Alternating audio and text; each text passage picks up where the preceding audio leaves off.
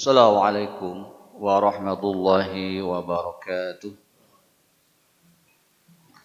Alhamdulillah wassalatu wassalamu ala Rasulillah wa ala alihi wa sahbihi wa man walah. Asyhadu an la ilaha illallah wahdahu la syarikalah wa asyhadu anna Muhammadan abduhu wa rasuluh.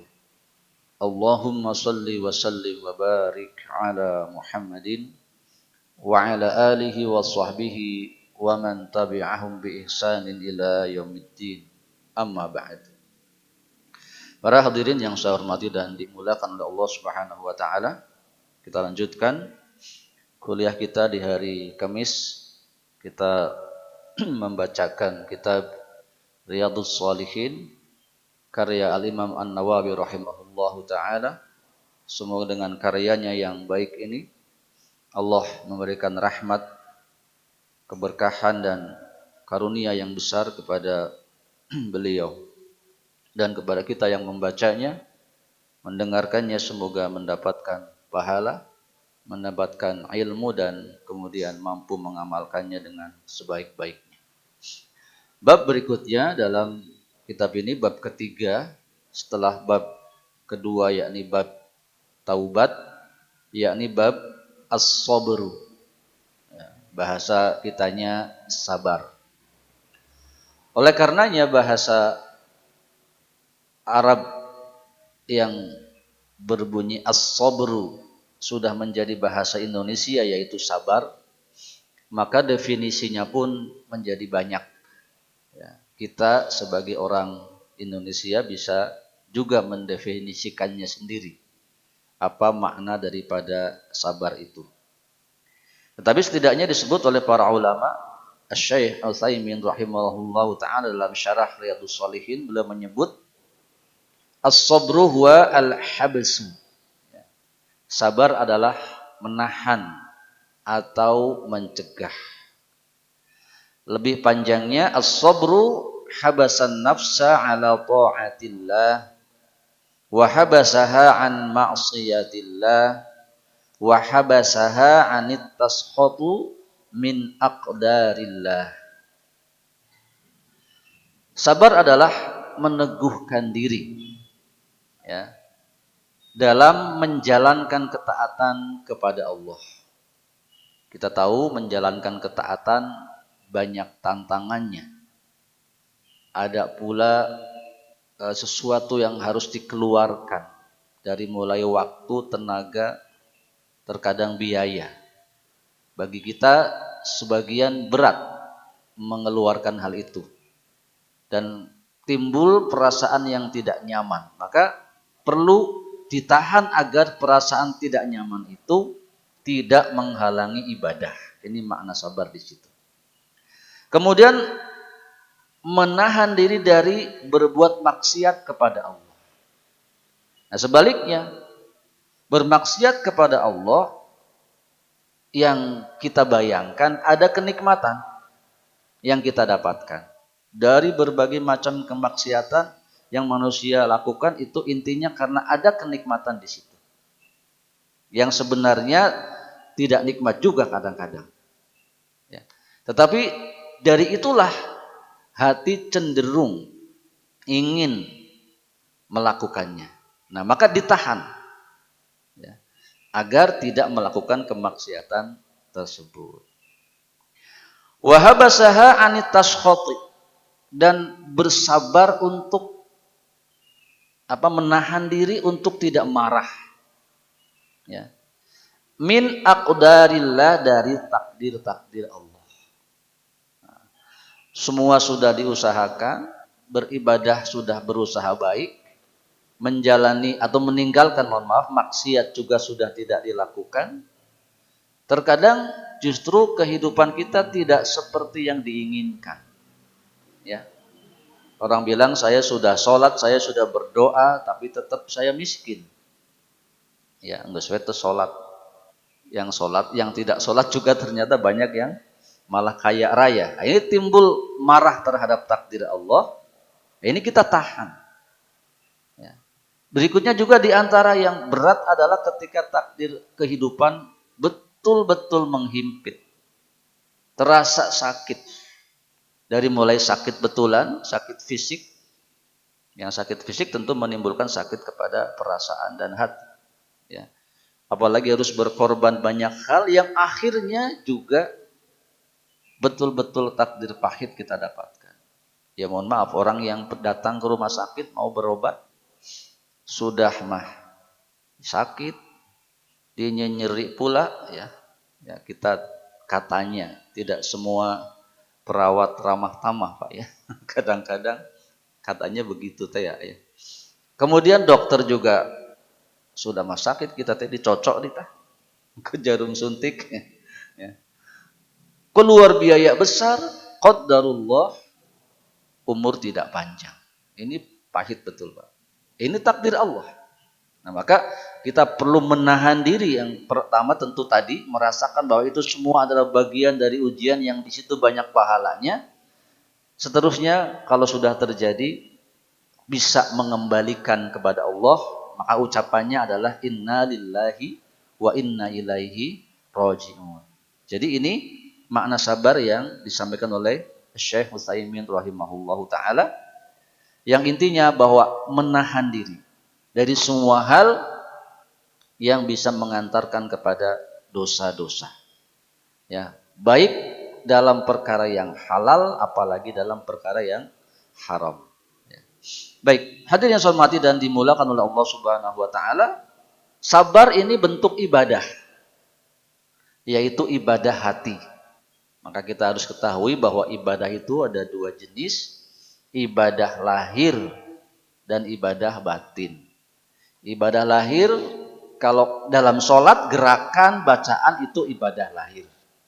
Ya, nggak bisa, makanya kalau sholat tidak bacaan. Ya, kalau sholat berjamaah, oke lah. Ada sebagian mazhab yang mengatakan cukup diam saja ikuti imam, selesai urusan kita, tidak apa-apa. Tetapi yang lebih roji ada bacaan-bacaan yang dibaca sendiri, khususnya pada saat imam diam. Ya. Demikian pula ruku, sujud itu semua melibatkan gerakan. Kalau tidak mau bergerak nggak usah sholat, ya, karena tidak diterima. Ya. Tetapi juga ada ibadah hati, termasuk sabar masuk di dalamnya. Mohon maaf ketika imamnya baca terlalu panjang, versi jamaah ya. Kalau versi imam mah enak wae bapak-bapak ibu-ibu.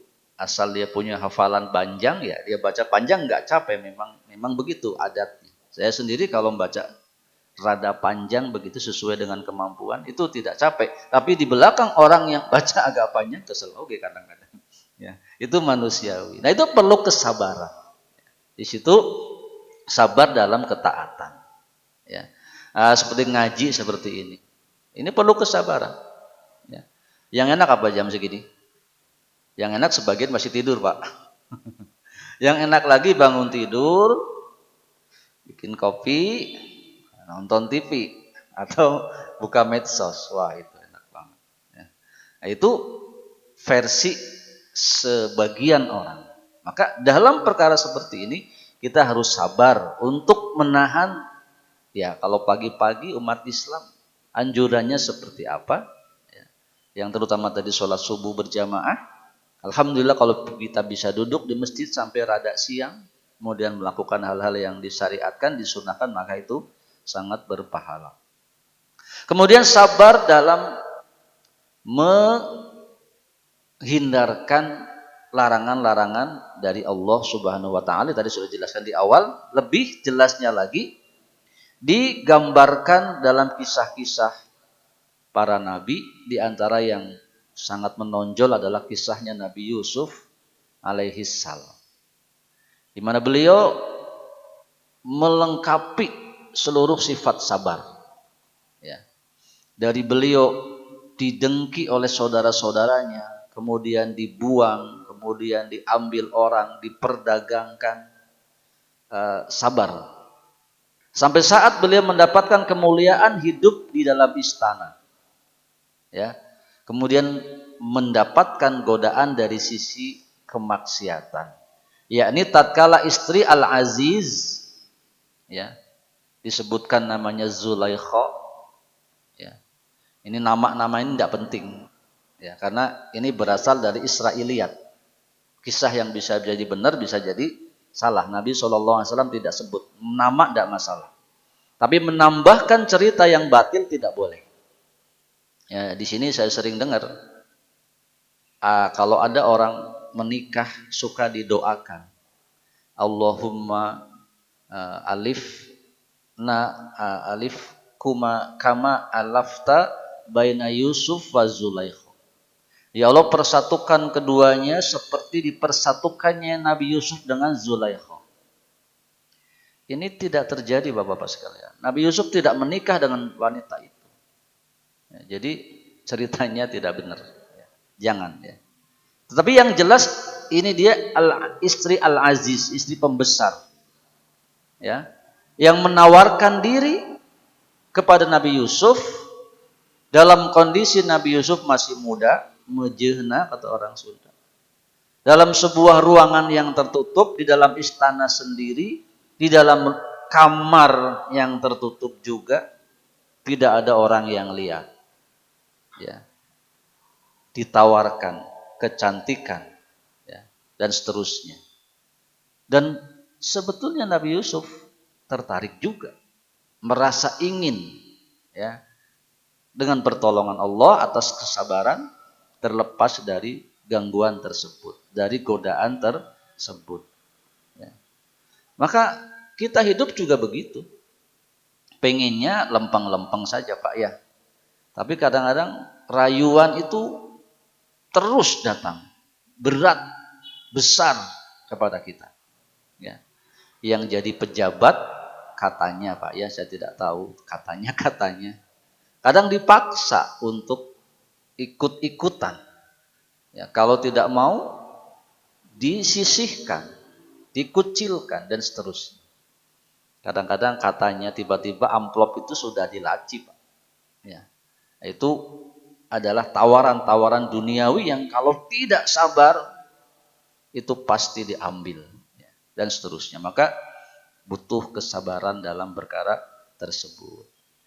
Baik, berikutnya adalah kesabaran yang tadi, yang terakhir, sabar terhadap takdir Allah.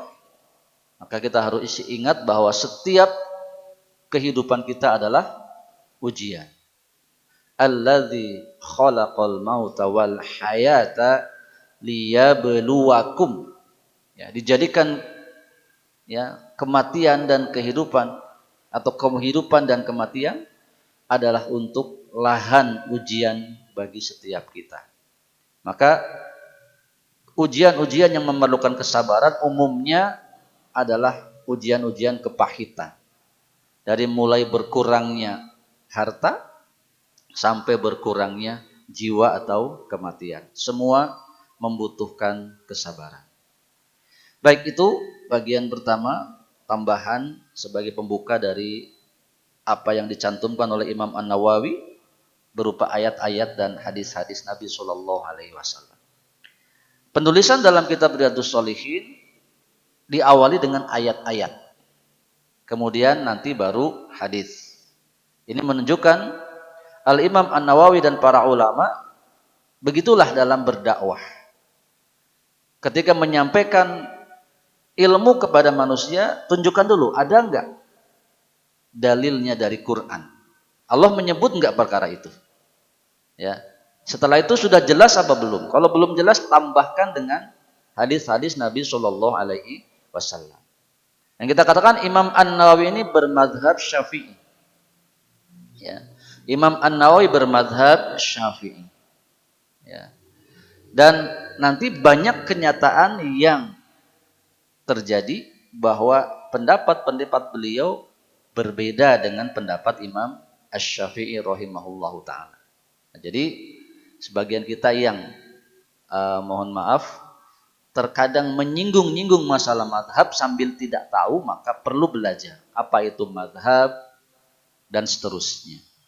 Ya, benarkah kita hanya boleh menggunakan madhab Syafi'i saja atau seperti apa? Kenyataannya orang-orang yang atau ulama-ulama, kita katakan Imam An-Nawawi ini pentolan madhab Syafi'i. Jadi madhab Syafi'i itu tidak Imam Syafi'i saja. Ada ulama-ulama lain yang mendukungnya, yang mempopulerkannya. Atau dengan kata lain, Imam Syafi'i itu tidak membuat madhab. Beliau orang hebat, orang berilmu, kemudian memberikan pelajaran-pelajaran, banyak pengikut. Nah, pengikut-pengikut inilah yang mendakwahkan lagi, ya, mendukung dakwah beliau, mengambil pendapat-pendapat beliau, jadilah madhab. Nah, di antara banyak ulama yang tergabung dalam madhab Syafi'i, ada yang berbeda pendapat dengan Imam Syafi'i. Ini manusiawi, wajar saja. Dan kita pun boleh-boleh saja. Dan saya katakan, kita tidak mungkin beragama hanya mengandalkan satu madhab. Jadi bohong orang yang hanya cuma pakai madhab Syafi'i saja. Ya. Atau tidak tahu aturan dalam madhab Syafi'i, sehingga urusan madhab Syafi'i hanya disandarkan atau dikaitkan dengan beberapa macam ibadah. Sementara yang lain tidak. Saya contohkan. Ya. Ibu-ibu madhab Syafi'i itu perempuan harus bercadar, ya, kalau belum tahu, ya. Maka itu tadi, jangan ngaku-ngaku bermadhab Syafi'i kalau tidak mau bercadar. Ini bukan urusan sunnah, bukan sunnah, tapi dalam fatwa madhab Syafi'i, wanita itu harus bercadar, ya. Kemudian dalam madhab Syafi'i, kalau jual beli ijab qabul harus jelas, ya, tidak bisa membeli seperti ke supermarket gitu. Ya, saya serahkan barangnya, orang Sunda kumaha nyangakeun barangna nampi artos, harus ada ijab qabul seperti itu. Itu dalam aturan mazhab. Maka nanti dan banyak hal yang diatur dalam bab mazhab yang banyak orang tidak tahu, ya. Intinya saya menjelaskan, Imam An-Nawawi adalah ulama dari madhab Syafi'i yang nanti ada pendapat-pendapatnya yang berbeda dengan Imam Syafi'i itu sendiri, menandakan bahwa kita sebagai umat Islam boleh leluasa berkesempatan untuk melaksanakan pendapat-pendapat dari berbagai macam madhab. Ya, kita contohkan lagi sedikit. Yang kaget kalau sholat di sini, kalau saya jadi imam, kok tidak kunut subuh? Kita katakan kunut subuh adalah pendapat dari Imam Asy-Syafi'i, sementara 3 imam madhab yang lainnya, Maliki, Hanafi, dan Hambali, tidak kunut subuh. Dan mereka semua diakui sebagai imam-imam Ahlus Sunnah wal Jamaah. Nah, kalau saya bagiannya mengambil yang tidak. Yang mengambil kunut subuh, monggo. Ya, itu bukan bagian dari yang, mohon maaf, sebagian orang mengatakan terlalu kenceng, bid'ah dolalah, ya. Kunut subuh secara perhitungan tidak terlalu seperti itu. Jadi kalau bermakmum kepada orang yang kunut, ya ikut. Ya, dianjurkan, saya memilih pendapat ikut kunut. Kepada yang tidak, ya tidak boleh kita menyelisihi imam, ikut saja apa yang terjadi. Terus bagaimana? Kita tanggung jawab imam, ya. Pahala dan dosanya. Salah benar kumaha Pak Imam we. Kalau sholat berjamaah. Jadi lebih ringan kalau sholat berjamaah bagi para makmum. Baik, itu sekilas tentang Imam An-Nawawi, dan sejarahnya kita sudah sebut di awal-awal bagian pembahasan kitab ini. Baik, ayat-ayat Al-Quran yang disebut oleh beliau yang pertama, surah Ali Imran ayat 200. Ya ayyuhalladzina amanusbiru wasobiru. Perintah Allah Subhanahu wa taala, wahai orang-orang yang beriman, bersabarlah dan kuatkan kesabaran. Jadi sabar itu gampang, menguatkan kesabaran lebih sulit. Jadi perintahnya 2, bersabar dan kuatkan. Maksudnya nanti berkemungkinan di tengah jalan terseok-seok. Kuatkan lagi, tambah lagi energinya. Ya. Makanya kesabaran tidak bisa dicapai tanpa belajar. Karena nanti ada trik untuk bisa bersabar. Ya. Baik. Yang berikutnya, wala nabluwannakum bisyai'im minal khaufi wal ju'i wa naqsi minal amwali wal anfusi wal thamarat wa basyiris shabirin. Surah Al-Baqarah 155. Ya. Dan kami pasti, kata Allah, wala nabluwannakum. Kalimat seperti ini menunjukkan kepastian. Akan menguji kalian bisyai'in, dengan sesuatu, yaitu dari perasaan takut, ya, takut miskin, takut tidak berhasil, dan seterusnya. wal ju' dan rasa lapar, ya. Wa naqsim minal amwal dan berkurang harta, wal anfus dan kematian, was samarat terkadang kurang buah-buahan. Ya, semua itu akan diujikan kepada kita, maka wabasyiris sabirin, kabar gembira bagi orang-orang yang sabar. Ya. Baik. Berikutnya. Innama yuwaffas sabiruna ajrahum bighairi hisab. Az-Zumar ayat 10. Ini pahalanya, ya. Sebagian amalan kita telah ditetapkan pahalanya. Ya. Baca Quran 1 huruf 10 kebaikan. Salat qabliyah subuh dikatakan pahala lebih baik daripada bumi dan seluruh isinya. Adapun sabar, yuwaffauna ajrahum bighairi hisab. Adapun balasan bagi orang-orang yang bersabar tanpa batas, ya, tidak terhingga. Ya, maka ini menandakan besarnya pahala. Maka nanti ada ibadah yang dikatakan semua ibadah untuk hambaku, adapun puasa untukku, kata Allah. Aku yang akan membalasnya. Ini sebentar lagi Ramadan. Menandakan pahala yang luar biasa karena di dalam puasa juga terkait urusan kesabaran. Ya, singkat saja begitu.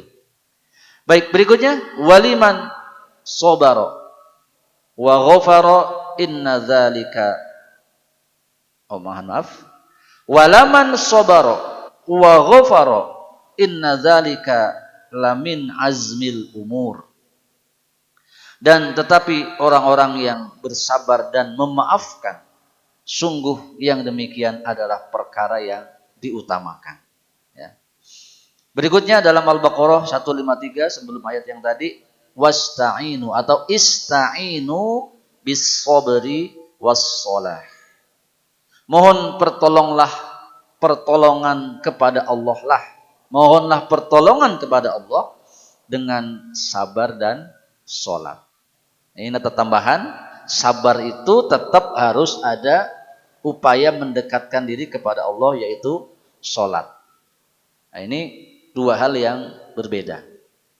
Maksudnya begini, sabar ini ada kajiannya, tetapi beberapa orang sudah memiliki kesabaran luar biasa tanpa mengerti hal-hal yang seperti ini. Sifat bawaan. Ya. Jadi ada, ya kita karena di rumah sakit kita gambarkan.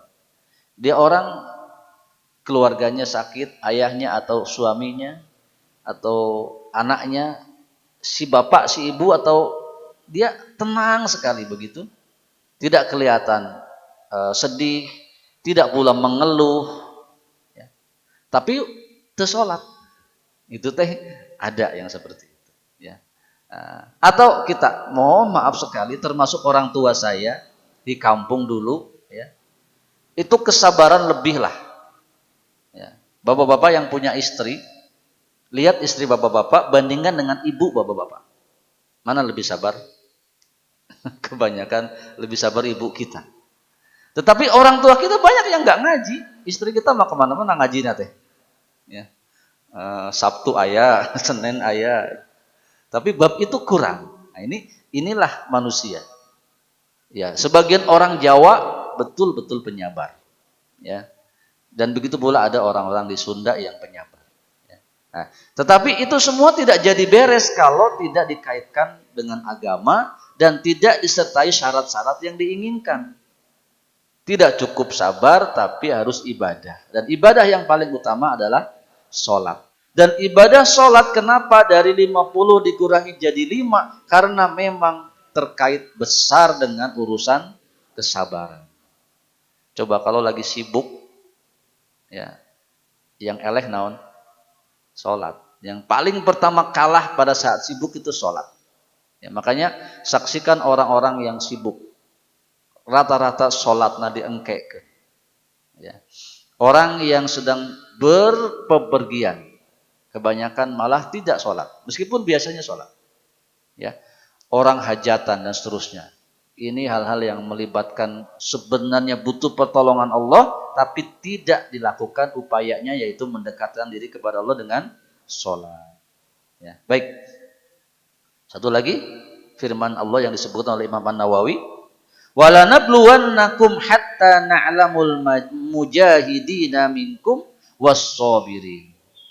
Dan sesungguhnya kami benar-benar mengujimu agar kamu mengetahui orang yang berjihad dan bersabar di antara kamu. Ya. Ujian di masa Nabi berat. Ya. Sebagaimana di sebagian negeri Islam berat ujiannya. Mau sholat itu dilarang. Bukan tidak ada fasilitasnya, dilarang. Ya, diancam. Ya, di masa Nabi begitu. Ya. Kemudian setelah berlaku peperangan, tentu akan teruji siapa yang benar-benar ingin berjihad dan yang sekedar ya ikut-ikutan dalam berislam. Maka adanya peperangan, terpilih orang-orang yang benar-benar keinginannya dalam berjuang dan orang-orang yang munafik bahkan diketahui. Ya. Nanti orang munafik juga sebagian ikut perang dan seterusnya, tapi hasilnya bukan memperbaiki keadaan. Baik, para hadirin yang saya hormati dan dimulakan oleh Allah Subhanahu wa taala, tadi dikatakan bahwa kesabaran itu dimiliki oleh siapapun. Ya. Dan kesabaran yang benar adalah kesabaran yang diniatkan karena Allah dan dalam hal-hal yang sifatnya ibadah. Ya. Maka tidak berlaku sabar bagi atau dalam bab-bab yang dinilai bukan ibadah, bahkan kemaksiatan. Ya. Sebagian orang bermaksiat pakai sabar nggak Pak? Pakai ya.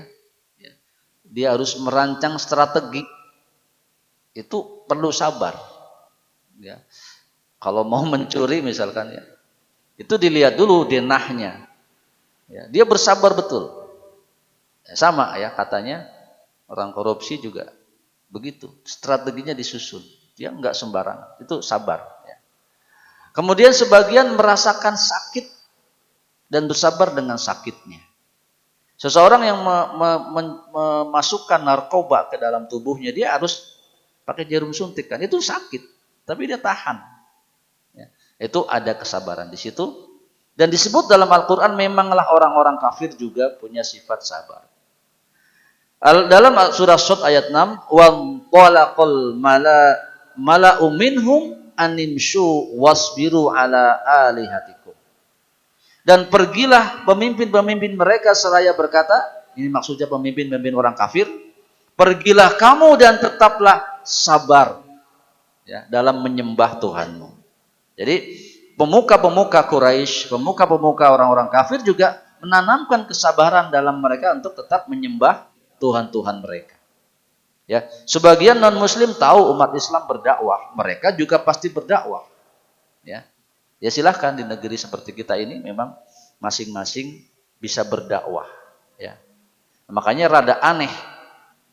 Ya, kalau ada orang-orang non-Muslim berdakwah dibiarkan, tetapi ada pengajian-pengajian umat Islam dibubarkan. Ini rada aneh. Ya. Seperti itu. Kemudian ingkada liyudilluna an alihatina laula an sobarna alaiha. Ya. Ini kata orang-orang kafir, sesungguhnya hampirlah ia menyesatkan kita dari sembahan-sembahan kita. Ya. Seandainya kita tidak sabar dalam menyembahnya, maka mereka akan ikut kepada agama yang benar. Ini orang-orang kafir seperti itu.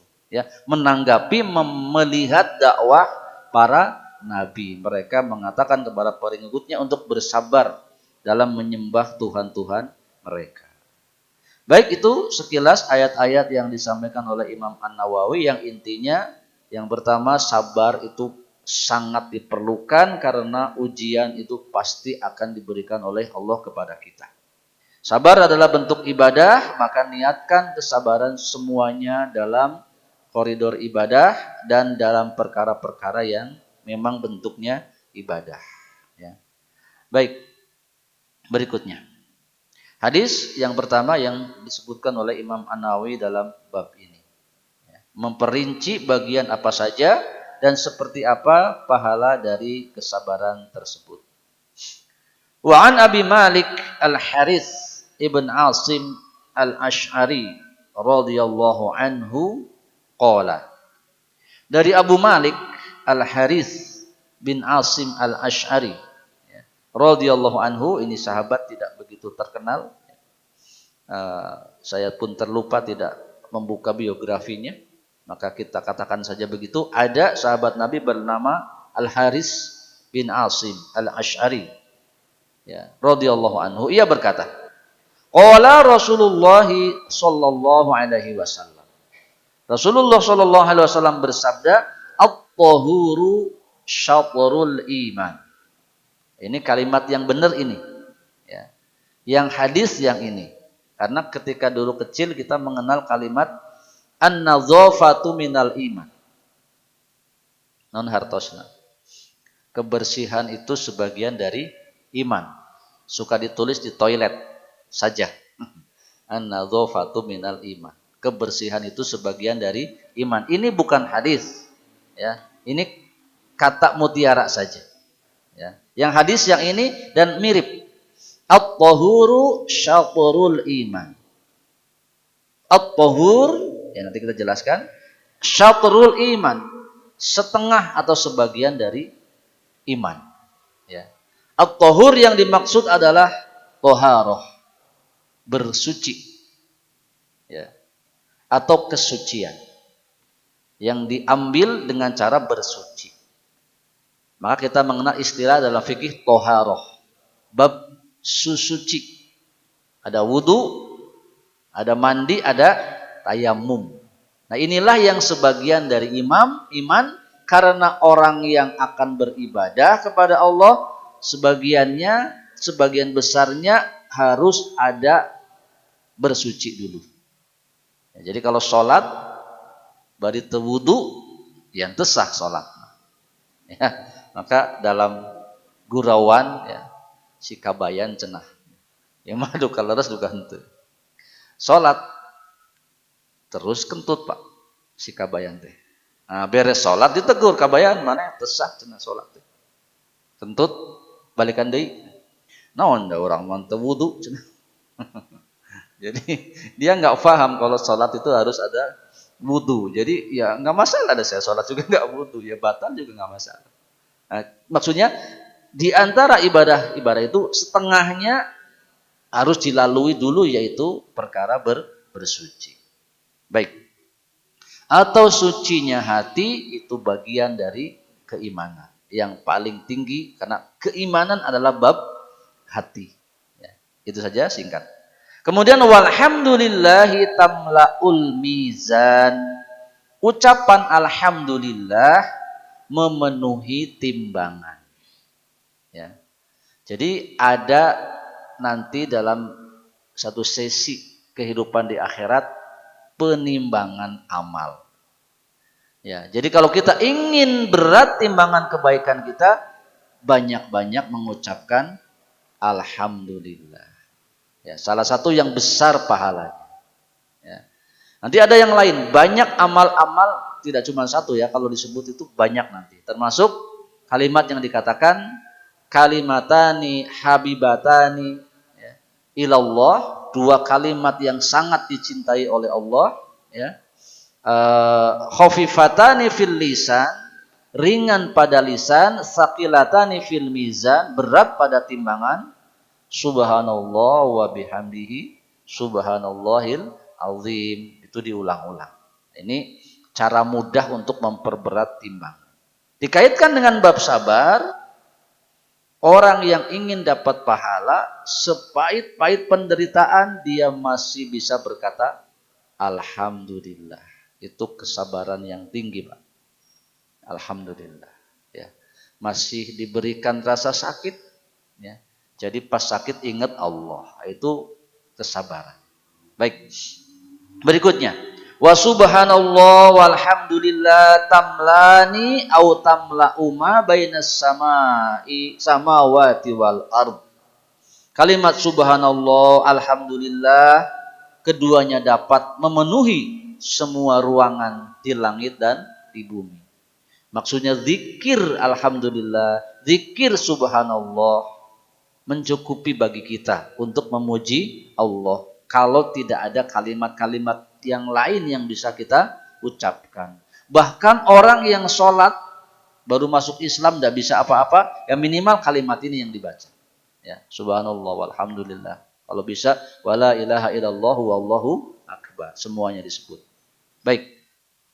Pahalanya sangat besar atau mencukupi zikir kita dalam satu hari kalau hanya kalimat itu yang disebut. Kalau tidak ada yang lainnya. Baik. Wassalatu nurun. Dan sholat adalah cahaya. Ya. Sholat kita adalah, ini sebagian fungsi atau sebagian faidah ya. Nanti banyak hal lain seperti disebut sholat adalah tiang agama. Ya, sholat adalah pembeda yang iman dan yang kufur. Nah, di antara penyebutan tentang sholat adalah cahaya. Makanya orang-orang yang sholat, dialah yang membuat Islam bersinar, nampak. Ya, maka tadi betul di antara hadis Nabi, pembeda antara kafir dan iman adalah sholat. Jika dalam satu negeri masih ada orang sholat, syariat sholat ditegakkan, azan dikumandangkan, regulasinya diatur, izin juga ada, maka negeri tersebut bisa disebut negeri Islam. Jadi mohon maaf, tidak perlu repot-repot di Indonesia ini teriak-teriak bikin negara Islam. Ya, sebagian kelompok ngotot Pak. Ya, tegakkan khilafah. Ya, maksudnya pengen negara ini jadi negara Islam. Ini negara sudah Islam. Buktinya ya tadi. Ya, masjid bahkan dulu zaman, saya ingat zaman Pak Harto Pak, saya masih kecil. Itu ada disebut Masjid Muslim Pancasila kalau tidak salah. Ya, kalau di Jawa bentuknya sama semuanya. Itu bantuan pemerintah. Itu tandanya memang negeri ini menegakkan sebagian, walaupun tidak sempurna, syariat Islam. Presiden orang ayeuna ngalarang sholat. Ya, alhamdulillah tidak ya. Nah, itu maka masih bisa dianggap beliau seorang pemimpin umat Islam. Jadi amir bagi orang Indonesia hari ini adalah Bapak Jokowi. Ya, tidak bisa ditentang itu mah. Baik, jadi maksudnya adalah kita ini dengan sholat itulah Islam, syiar Islam yang paling kuat. Terutama yang dilakukan berjamaah, karena di sana ada kumpul-kumpul, di sana ada show umat Islam menunjukkan kekuatan, dan suara azan yang dilaungkan di langit-langit masjid ini. Ya. Baik, berikutnya. Was-sodaqatu burhan. Ini banyak ya, bagian sabar terakhir. Was-sodaqatu burhan. Ya. Sodakoh adalah bukti. Ya. Bukti apa? Bukti keimanan. Salah satu bukti keimanan yang kuat adalah sodakoh. Kenapa? Terkait mengeluarkan apa yang kita miliki, yang kalau tidak sadar itu adalah dari Allah, berat. Ya. Mau saya cari uang capek-capek. Ya. Peras keringat, banting tulang. Aku udah ke masjid kan? Misalkan. Aku udah dikasih ke orang lain. Nah, bukti keimanan, jika Anda memang beriman, salah satu bukti keimanan kita meyakini rizki kita semuanya dari Allah. Maka yang ngatur Allah. Ketika diatur dari sebagian rizki ada zakat, minimal sodako kalau belum sampai waktunya, membuktikannya adalah mengeluarkan sodako. Ya. Baik, dan ini banyak ayat-ayat Al-Quran yang menyambungkan antara keimanan dan buktinya adalah sodako. Berikutnya, terakhir, was-sabru diya. Ya. Sabar adalah pelita. Disebut tadi salat cahaya, as-sabru diya, dan disebut bagian akhir menandakan semua bagian di atasnya memerlukan kesabaran. Ya salatnya, ya sodakohnya, ya, dan berzikir juga memerlukan kesabaran. Disebut sobar sebagai diya, sebagai pelita. Pelita adalah cahaya yang berasal dari api betulan, ya. Atau sumber cahaya itu sendiri. Nah, kalau kita api sekarang jarang. Nah, lampu ini kita rasakan cahayanya. Tetapi di dalam tabung lampu itu ada yang menyebabkan cahaya. Itu teh panas. Ya, sedingin-dinginnya lampu aya panas. Cobi wae kalau luhur cabak eta. Pegang itu boh lampu. Ada panasnya. Itu zaman sekarang. Kalau zaman dulu semua cahaya hampir dari obor. Dari lentera atau dari lilin minimal. Itu semua panas. Yang terkadang panas itu membakar medianya itu. Seperti lilin. Ya. Dia menerangi tapi medianya terbakar habis. Ya. Inilah gambaran tentang kesabaran, yaitu sabar itu memang hawanya panas. Ya. Ketika belum terbiasa melakukan kesabaran, berat. Makanya terkadang orang yang sakit ditengok. Mas, sabar mas. Enak we ente mas sabar. Saya ini yang merasakan. Ini kadang-kadang seperti itu. Karena memang berat. Ya. Ini bukan berarti melemahkan, tetapi menggambarkan bahwa pribadi yang sudah bisa bersabar memang hebat. Ya. Jadi memang hebat. Bisa bersabar di tengah-tengah manusia yang rusak, dia bisa baik, hebat. Bisa melakukan hal-hal yang tidak orang lain lakukan, hebat. Ya.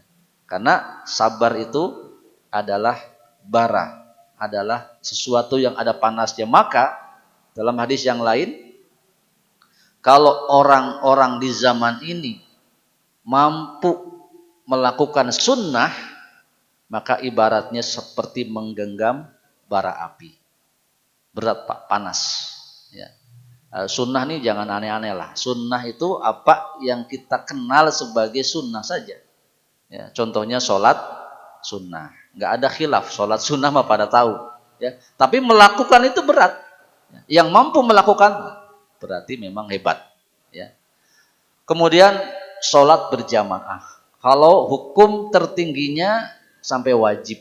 Tapi kalau sunnah faham semua. Ya, teraneh disebut sholat jamaah itu sunnah. Kalau disebut wajib rada aneh. Sebagian tidak mau. Tapi kalau disebut sunnah pada cocok. Ya. Tapi banyakkah yang melakukan? Tidak. Ya karena memang melakukan sunnah itu berat. Ya. Nanti yang lain-lain. Ya. Yang berpendapat jenggotnya panjang sunnah, berat Pak. Sebagian bukan berat lagi, nggak boleh. Jangan maksain Pak. Ya. Kalau nggak boleh terus gimana ya? Kalau TNI pakai jenggot, nyantong jadi TNI keluar. Dan aturannya tidak boleh. Ya itu bagian dari bersabar. Terus kumaha? Ya, yang saya tahu kata TNI ya, contohnya. Yang saya tahu jenggot itu sunnah. Terus kenapa ya sekarang nggak boleh? Terus kapan berjenggot nanti kalau pensiun? Gitu aja Pak. Ya, mudahnya seperti itu, meringankan. Karena untuk keluar jadi TNI juga tidak mudah ya. Baik resikonya maksudnya. Jadi berat melakukan sunnah. Ya, ibu-ibu ya. Kalau disebut pakai jilbab itu wajib, berat ya sudah sunnah.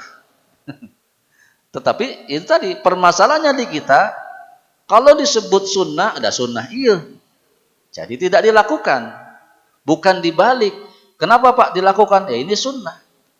Karena sunnah jadi saya lakukan. Maka penjelasannya begitu. Jangan balik. Ada tenanawan sunnah iya. Bukan begitu. Sunnah itu contoh dari Nabi. Dan kita semua faham yang paling terkenal adalah ya laqad kana lakum fi rasulillahi uswatun hasanah. Sungguh telah ada pada diri Rasulullah suri tauladan yang terbaik. Baik. Jadi mengenai tadi as-sabru dia memang berat, maka dalam keberatan itu nanti kita melihat apa dampaknya dan apa pahalanya dari Allah Subhanahu wa taala. Yang terakhir dalam bab ini wal Qur'anu hujjatun laka au alaika. Dan Al-Quran adalah hujjah bagimu atau hujjah atasmu. Hujjah itu alasan, ya, dalil, ya, petunjuk. Jadi dalam kita beribadah kepada Allah, khususnya yang terkait langsung dengan Allah, Allah sudah turunkan petunjuknya. Cuklak begitu kata orang sekarang. Ya. Jadi surat perintah menjadi nabi turun kepada Rasulullah ya, Shallallahu Alaihi Wasallam, kemudian sekaligus dengan petunjuknya, bagaimana melaksanakan perintah itu. Maka yang pertama adalah Al-Quran. Ya, maka kalau ada orang yang menanyakan, benar gitu sholat teh wajib? Maka yang pertama disebut adalah benar. Apa itu alasannya? Hujahnya, dalilnya disebut dalam Al-Quran. Ya, disebut dalam Al-Quran bahwa hukum sholat adalah wajib. Baik. Dan banyak hal. Ya, termasuk nanti perkara-perkara kehidupan kita itu banyak yang berdalil kepada Al-Quran. Ya. Karena ibu-ibu kan kebanyakan ya, katanya kebanyakan yang suka bergosip itu kan ibu-ibu ya. Bapak-bapak itu sakedik. Ayah wae ya. Maka kenapa nggak boleh mas? Ya, ada larangannya dalam Al-Quran. Itu namanya hujjah. Ya. Alasan, dalil kenapa nggak boleh begini? Kenapa harus begitu?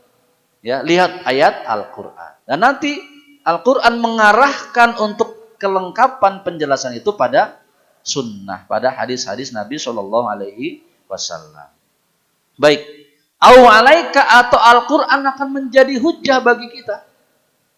Ya, maka salah satu yang menjadi saksi amalan-amalan kita di akhirat adalah Al-Quran. Semua yang terkait dengan ibadah kita kelak akan menjadi saksi, menjadi persaksian. Khusus tentang Al-Quran, Nabi Shallallahu Alaihi Wasallam bersabda, Iqra'ul Qur'ana. Bacalah Al-Quran, fa'innahu ya'ti, karena kelak dia akan datang yaumal qiyamah, pada hari kiamat, syafi'an, menjadi syafaat. Ya. Jadi Al-Quran akan datang kepada kita memberikan persaksian, memberikan syafaat. Ya. Baik, li ashabi, kepada para pembacanya. Baik, kullun nasi yaghdu faba'i'un nafsahu famu'tiquha au mubiquha. Ya. Setiap orang pergi pada waktu pagi. Ya, atau kebanyakan orang pergi pada waktu pagi. Lalu ia menjual dirinya. Kemudian ada yang membebaskan dirinya, ada pula yang membinasakan dirinya. Maksudnya seluruh aktivitas kita kebiasaannya dimulai daripada pagi hari.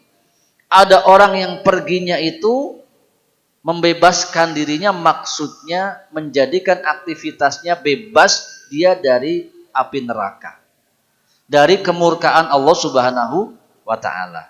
Atau justru pergi untuk mendatangi kemurkaan Allah, mendapat dosa dari Allah Subhanahu wa Ta'ala.